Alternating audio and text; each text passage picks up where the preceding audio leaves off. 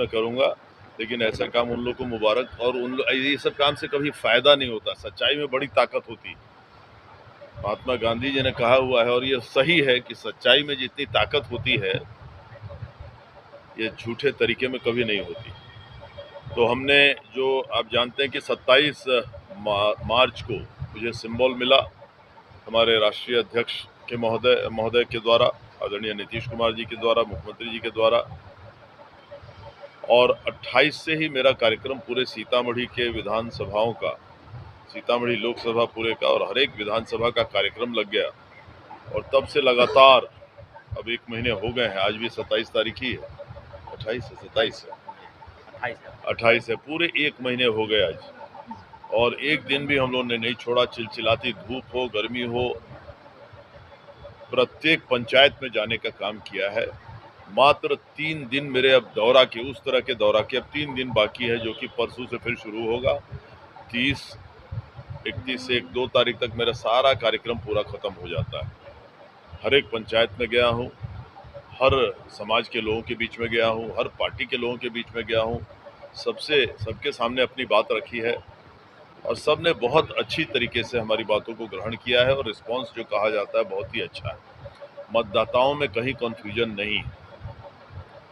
कुछ लोग तरह तरह की कन्फ्यूजन बहाएंगे, स्वाभाविक है, वो राजनीति है, वो उनको करने की आज़ादी है, वो करें, मुझे उससे कोई दिक्कत नहीं। लेकिन जैसे मैंने कहा कि सच्चाई में बहुत ताकत है। सबने देखा है कि मैंने विगत 22 सालों से ही नहीं, 22 सालों से तो जनप्रतिनिधि के रूप में मैं यहाँ काम कर रहा हूँ सीतामढ़ी के जनता के लिए और सीतामढ़ी जिला के लिए। लेकिन उसके अलावा भी मैं यहाँ से लेके दिल्ली तक, बम्बई तक, पटना तक, जो भी काम किसी का रहा हो, मेरे पास कभी कोई आया हो तो मैंने कभी ये पूछने की भी कोशिश, जानने की भी कोशिश नहीं की कौन समाज का आदमी है, क्या है। जो यहाँ के लोग अक्सर उस तरह का काम करते हैं। और कई तो ऐसे पार्टी हैं जो बस यही काम ही करते हैं, दूसरा कुछ काम ही नहीं करते, सिर्फ यही बात ही करेंगे। तो हमने कभी उस तरह का काम नहीं किया है। हमारे पास कोई भी आया हो किसी भी तरह का काम लेके, जो जायज़ काम रहे हो, कुछ भी। बहुत लोग नामांकन कराने आते हैं विभिन्न कॉलेजों में, बहुत लोग अपना इलाज करवाने के लिए आते हैं, बम्बई से लेके, पटना से लेके बम्बई तक। बहुत लोग को गलत पैरवी, कहीं पुलिस गलत केस में फंसा दिया जाता है, उनके राजनीतिक दुश्मनों या सामाजिक दुश्मनों के चलते उनका पैरवी करना पुलिस से कि भैया इनको गलत फंसाया गया है। जो भी काम को, हर तरह के काम के लोग आते हैं। हम लोग कभी भी पूछते भी नहीं है कि कौन हो भाई, किस दल के हो, किस जात के हो, धर्म के हो, ये सब बीमारी हम में नहीं। इसके चलते आज हर धर्म, हर जात का आदमी मेरे सपोर्ट में खड़ा है। ये मैंने देखा है सब जगह। कहीं भी जाता हूँ तो बताता है, सर आप ही ने हमको बचाया था, आप ही ने हमारे बच्चे का एडमिशन कराया था, आप ही ने हमारे पिता का इलाज करवाया था।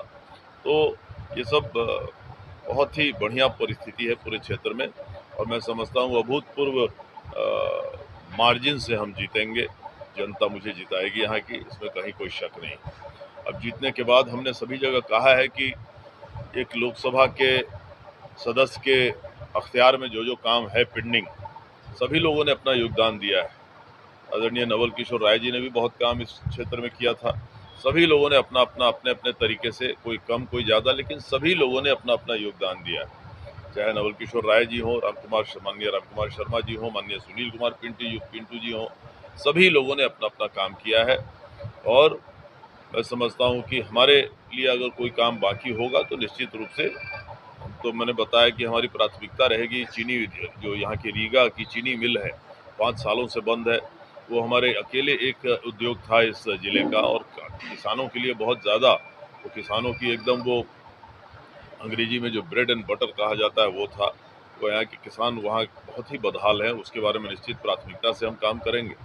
और मैं, मेरी जो एक नागरिक होने के नाते मैं देख रहा हूँ जिला में कमी, वो रेल का कनेक्टिविटी थोड़ा बढ़ाना बहुत ज़रूरी है यहाँ पर। और बहुत सारे लोगों का, हमने क्षेत्र में हम गए तो बहुत लोगों ने ये डिमांड किया कि साहब अयोध्या में भगवान राम की मंदिर बन गई, अब यहाँ भी बनना चाहिए, माँ सीता का भी बनना चाहिए।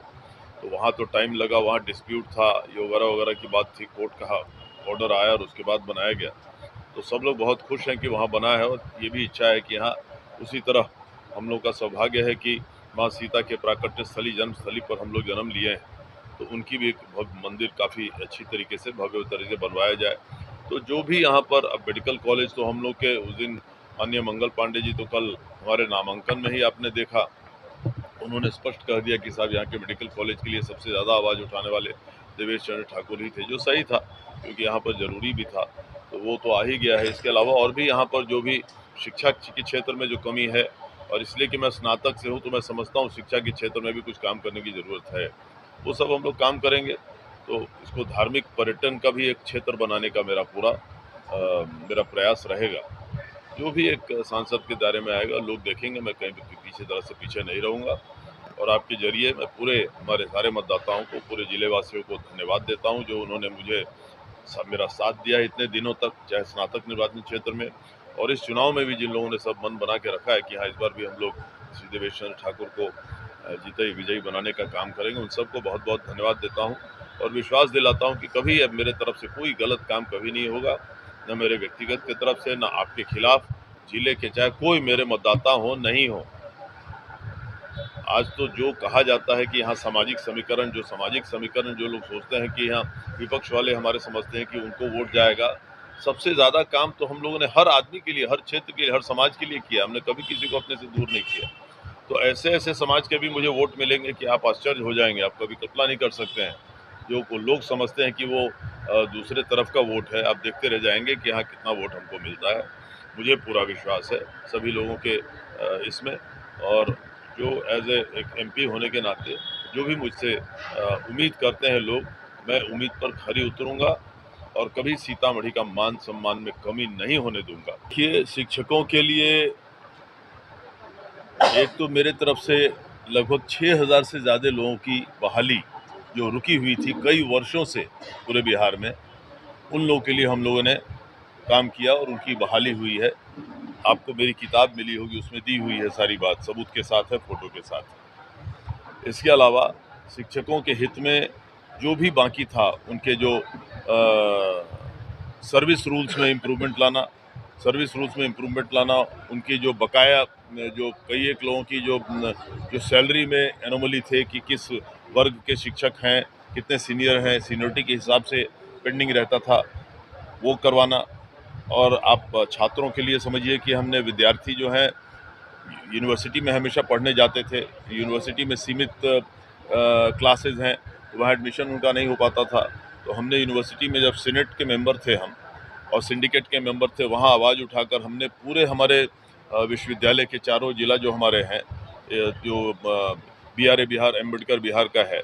अब जैसे आपके गोयनका कॉलेज है सीतामढ़ी में, यहाँ PG की पढ़ाई सीतामढ़ी में कहीं नहीं होती थी, हमने खुलवाया उसको, PG की पढ़ाई यहाँ हो रही है, जिससे कि कम से कम सभी लोगों को जो PG में पढ़ाई जिस सब्जेक्ट में करना चाहते हो यहीं रह के कर सकते हैं।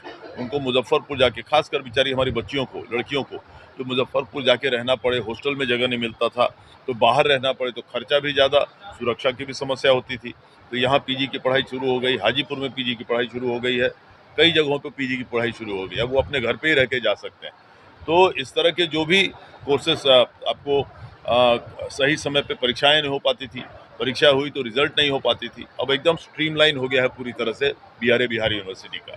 तो ये सब करने का जो स्नातक, जो हमारे शिक्षा जगत में जो करने का जो भी कमियां थी, तो समझता हूँ बहुत मेहनत करना पड़ा है, लेकिन हम लोगों ने किया है। इतना ही कह के अपनी बात खत्म करता हूँ।